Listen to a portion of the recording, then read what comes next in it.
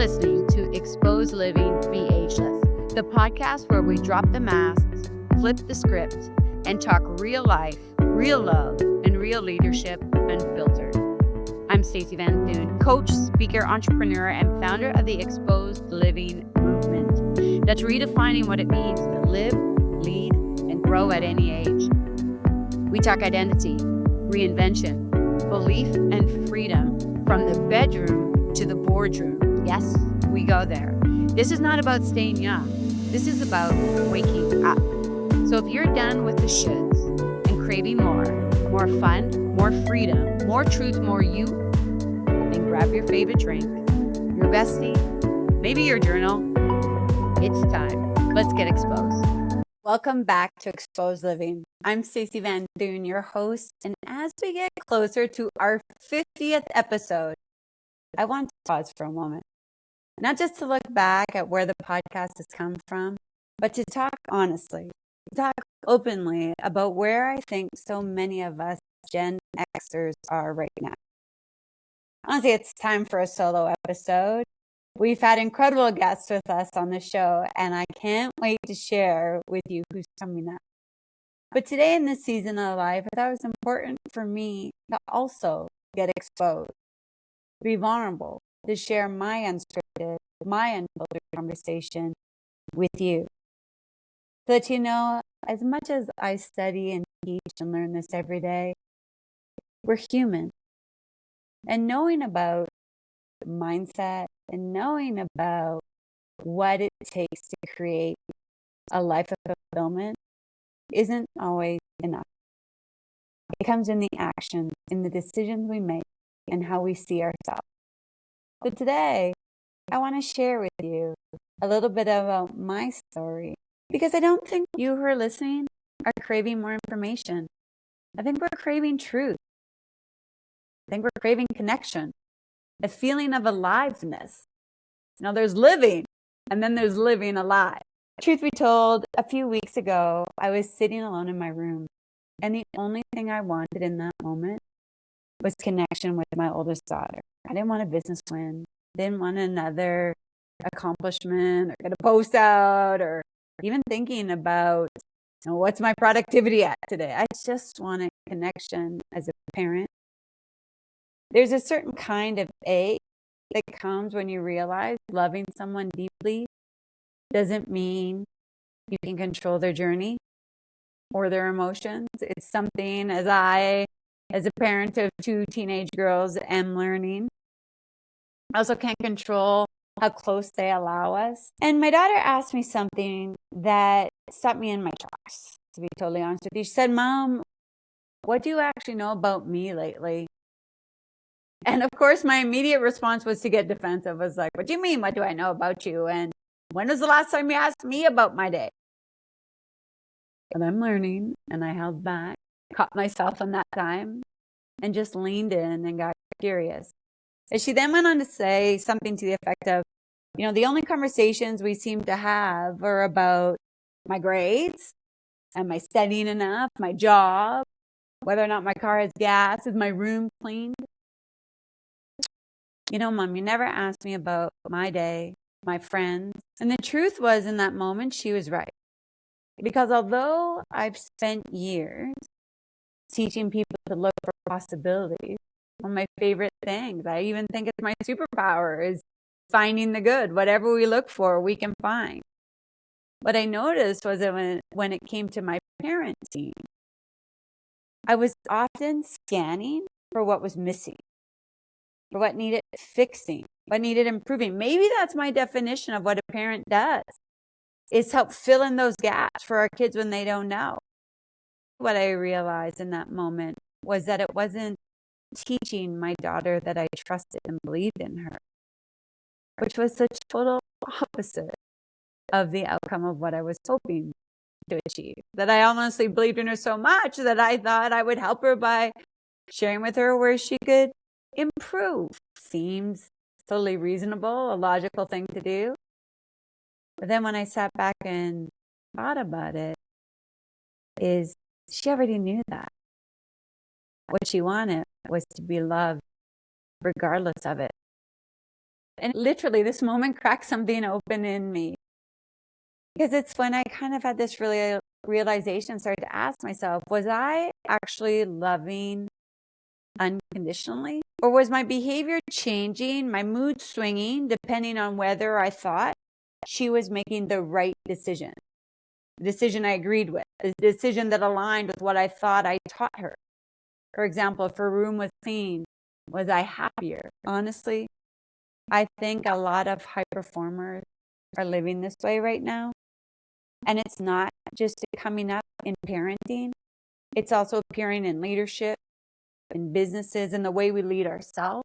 Because we've become incredibly good at functioning, at working harder, at pushing through, at holding it together. In fact, today, one of my clients was actually talking to me about things are so busy, it just has to keep pushing through. And I saw them that when you're pushing it with force, what are those 20% of activities that are actually driving what it is that you want, and where can you leverage? Because in the next breath, he's also sharing with me, he feels like, no, he's giving himself a heart attack. He's wondering if he's good enough. And as a 7, nearly 8-figure person, who would think they would think that? See, we're all human. We respond in the same ways. And a lot of us haven't been taught that the key to creating more is by releasing, is being open, not by necessarily just pushing it through. And when we don't just push through and force, it doesn't mean that we're not strong. Doesn't mean that we're weak or incapable. Lord knows, Gen X, we are strong. We learned how to survive responsibility. We biked without helmets. We know how to keep going even when life gets heavy, when you take a scrape on the knee and you get back up. And we also know how to perform in leadership. And I'm not just talking about leadership towards your teams, but how you lead in your life, how you lead you. We know how to run the meetings. We know how to hold the rooms, to make the decisions, to keep the standard for everyone else. But this real human leadership is not just about what people see. It's who we are when there's no audience. It's the promises that we keep to ourselves. The truth we tell when it would be easier to avoid it. Find a new distraction, maybe picking up our phone, or in some cases, just purely avoiding it. The type of leadership that really matters and what determines a difference between living and feeling fully alive is how we lead when no one's watching. And somewhere along the way, doing what we actually wanted got replaced by doing what we thought we should do, what looked responsible, what looked successful, acceptable, wasn't too far out there so that just in case we fail, they can't say that it was that idea.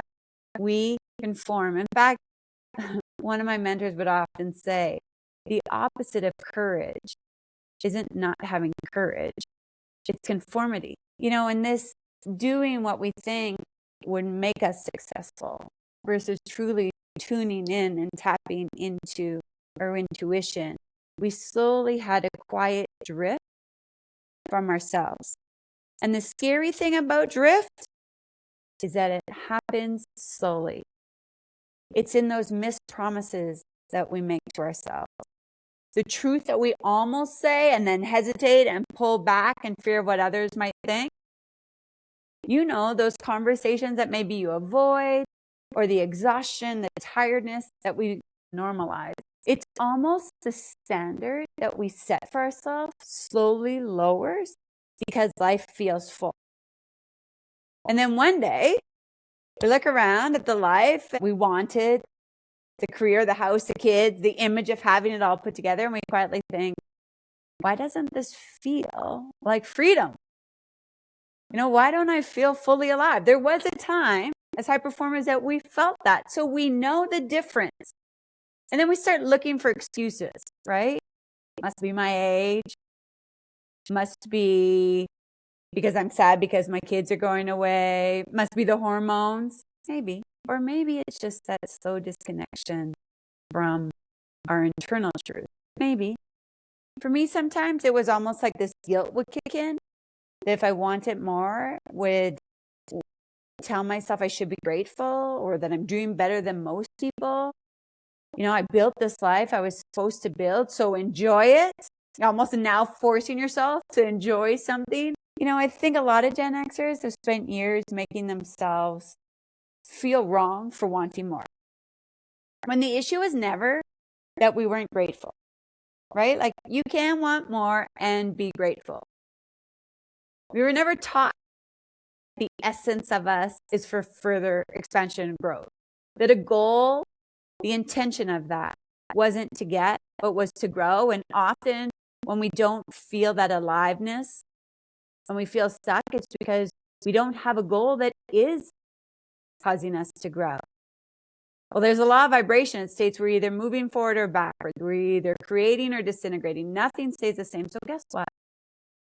The reason why we don't feel that aliveness, when we don't have something that we're aiming for that's greater than what we know how to get, being who we are today, we're actually going backward. Why weren't we taught this? This is why we're so excited that we're having this unfiltered conversation today. Because this is just it. The issue wasn't about somewhere along the way, stop feeling connected to ourselves inside the life that we've built. Because you can build a beautiful life and still quietly lose that connection with yourself inside it. You can have financial freedom, but without that emotional freedom, that connection to what it is that you have, it can get lost. Last week I spoke to a room of women on the topic of confidence from the bedroom to the boardroom. One of my favorite things to talk about, pleasure. And one of the things I challenged was this. Why do so many high-performing people execute discipline beautifully when it comes to work, but are willing to negotiate it with themselves? Tell me you know what I'm talking about. You honor your meetings, the deadlines, the clients, getting back to them, following up with your team. But how well do you do when it comes to following up with your health, your peace, ensuring that you show up fully in the relationships that you're in, expressing your truth even when it's hard? Most importantly, when it's hard. Don't tell me that you turned 40 and you didn't care what other people think, but then when it comes to expressing your truth, wonder what other people will think of you or how it will be perceived. These things, they become negotiable. And they shouldn't. And I don't say that with judgment. I say it with recognition. I say it with awareness because I know what it feels like to be strong in one room and quietly struggling in another. And lately, I've been confronting that in myself too. Why I want to share my unscripted, unfiltered, exposed conversation with you. But it's real. And even knowing about it sometimes isn't enough. What really helps us to move from living to coming alive is having that honest, often painful conversation with ourselves to start identifying what beliefs, what stories, what people, what places have I outgrown, and it's time to move on. We can't get something different being and staying where we're at. We can't. And yet that's why so many of us Gen X just think, yeah, we can. We just have to work through, push through. No, we need to become more and we have to release. This is what I've been confronting. I caught myself feeling off, and not because everything was falling apart, but because I started measuring myself against where I thought I should be. My relationship that I'd had over the last couple of years had ended. I was feeling the ache of not being as connected with my daughter as I wanted to be. I even missed a week of posting the podcast. And suddenly my brain wanted to make it mean something about me, like I was behind, like I wasn't doing enough. And this is truly where I recognize how important this work matters, because as I mentioned, knowledge is not power. It's what we do with it that is. I felt it, but I also recognized it. I caught it, and I chose not to stay there, because that's really where the work is. We're not looking for perfection, but becoming more aware, right? Shortening the time that you allow yourself to feel sorry for yourself. And I can tell you, I think that was the biggest surprise, was how easy it was to feel sorry for myself when I realized that my relationship had ended. And yet knowing, it's not pretending everything is perfect. It was remembering that nothing was wrong. And that's growth. For me, my internal world was changing. And our internal world always changes before our external world. It's that belief before evidence. So many of us say, I'll wait to believe it when I see it, but we don't get anything that we don't believe. And so it's just in this space right now that was challenging, almost a test. Will you continue to believe even when the evidence isn't showing you? And that's often what expansion feels like. It's messy, it's emotional, and it's uncomfortable. Remember, comfort kills more dreams than fear or failure ever will. We have to embrace that discomfort because there is that expansion. There is that growth. And it doesn't mean that we're off path. Often it means just that our old life is loosening its grip before the next version has fully taken shape.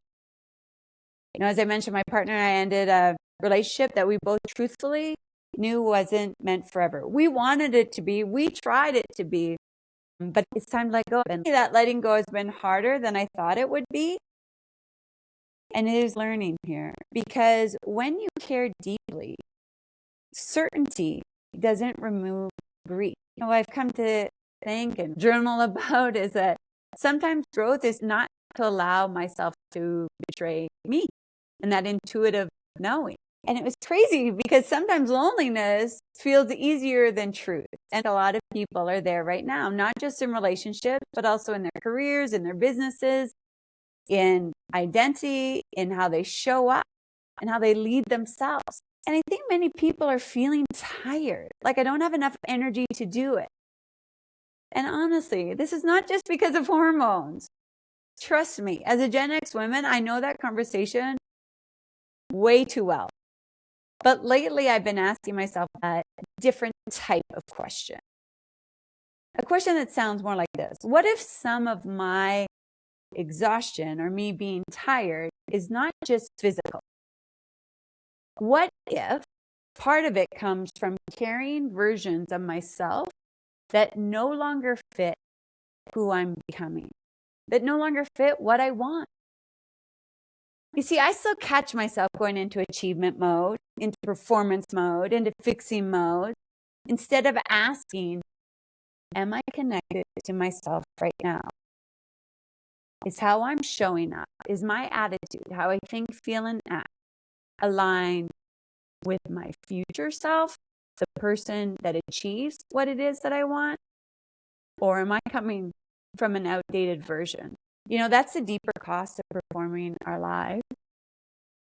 For there's a cost to staying the same, and there's a cost to growing. The question is, which cost are you willing to pay? You've heard it also like this, like it's hard to stay where you're at and it's hard to change. Which hard will you choose? One that you know the result from, or one that gives you the possibility of more? So what cost do you want to be? The one that you already know? The answer, the result for? You can't keep hoping and wishing for something different by showing up the same. Or do you pay that cost to grow? And in doing so, open up your whole possibilities to a new realm of opportunity. Because staying the same may feel safer, and I get it. As Gen X, we were often taught better be safe than sorry, but that's just not true. It's not better to be safe than to be sorry or to risk. Often, the greatest risk we can take is not taking any risk at all. There's no growth there. If we consistently take the safe option, then we're hoping and wishing for something different to change. And it's delusional. You see, it may feel safe, but comfort kills. And it will cost you. It costs energy. It costs an additional connection in your truth, in your aliveness. And yet I get it. Growth costs too. Growth costs comfort. It costs control. It requires you to let go of old identities. It costs a version of you that learned how to survive, but no longer knows how to fully live, to live alive. So maybe that's a deeper question. It's not just, am I living, but am I coming alive? Because a lot of people are living, working, parenting, leading, building. We get it. We're showing up. We're doing what's responsible. And I put responsible in air quotes. But alive feels different. You laugh more. You feel present again. It's not about just getting to the end. It's about enjoying the journey. The little things feel lighter. You stop feeling like you're just managing your life and actually start experiencing again.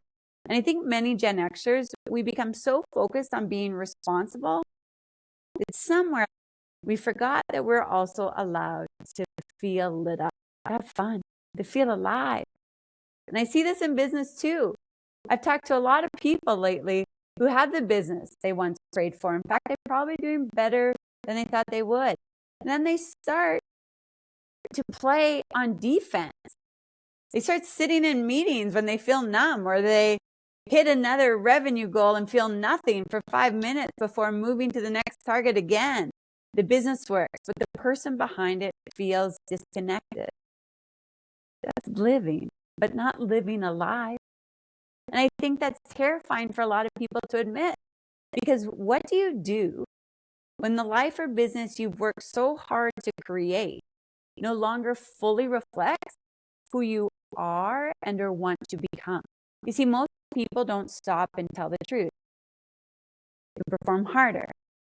Decide maybe it's a different goal or a strategy that we need, or another layer of doing. We just push through. Maybe this will pass. But the issue is not strategy. The issue is identity. And maybe that's why so many people feel stuck right now, that we're trying to create a new life while gripping an old identity, that we're trying to create a new relationship with an old pattern, or a new level of health with an old standard. We want more freedom, but we're still performing for approval. And eventually the cost of performing your life becomes greater than the cost of changing it. I say this because I understand it. You know, the reality is nobody wakes up one day suddenly disconnected from themselves. It happens in those micro moments, in that slow drift. Choosing what you think you should do over your own truth. Numbing instead of confronting. Saying maybe next year, or ignoring what your body, your energy, your relationships have been trying to tell you for years. And then one day we wake up, maybe it's 15, 20 years later, wondering, how the hell did I get here? And then looking for these major life things, when it wasn't these major things. It was in that micro changes, that micro disconnection. And these conditions are real, but so are choices. And that's where we step back into our power, is realizing that nothing outside of me has to change in order for me to change where I'm at. Because if small choices created the drift, then small choices can create the return. That's that momentum stacking. That's why we celebrate a win every day. And that'd be these great big wins. We win one step at a time, and we build from that. And I think for me, that's what this season of my life is teaching me right now. Not how to control more, how to trust more. Parenting for sure is teaching me that. Relationships are teaching me that. That I got to act with a belief and knowing, with certainty, with courage. And in that act becomes more confidence. You know, even training for Escape from Alcatraz feels symbolic right now. And I mean, when this gets released, 25 more days, no big deal, but we're going to go on into San Francisco, get on a boat and jump, right? And do a triathlon. And I picked a goal that excites and scares me all at the same time. And I think this is why it feels so symbolic, is that it's cold water.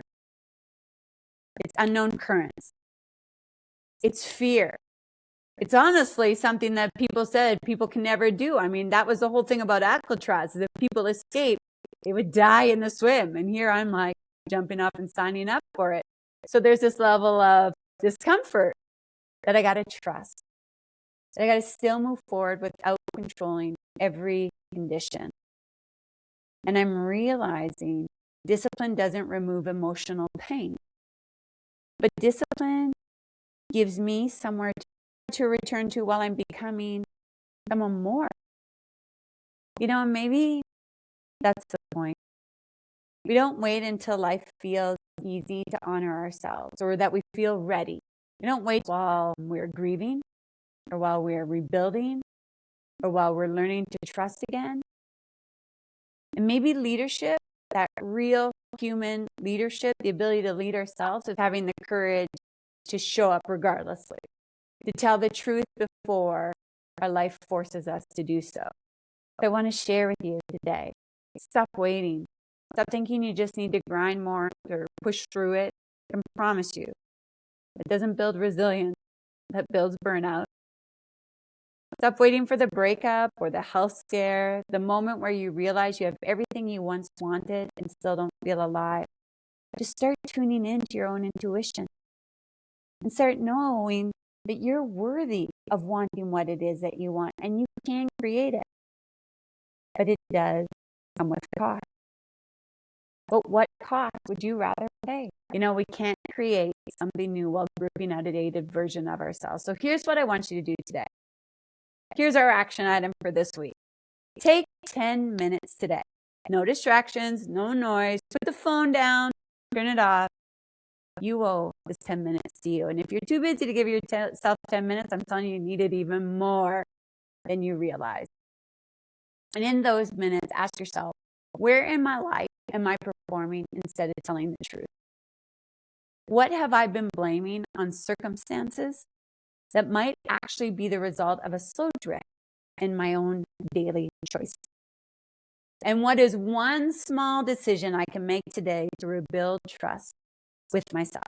Maybe the next step is smaller than you think. One honest conversation, one boundary, one brave truth to stop avoiding. I'm telling you, it does not have to be big. It's just something that you can keep a promise to yourself in executing. And we build on that, one choice at a time.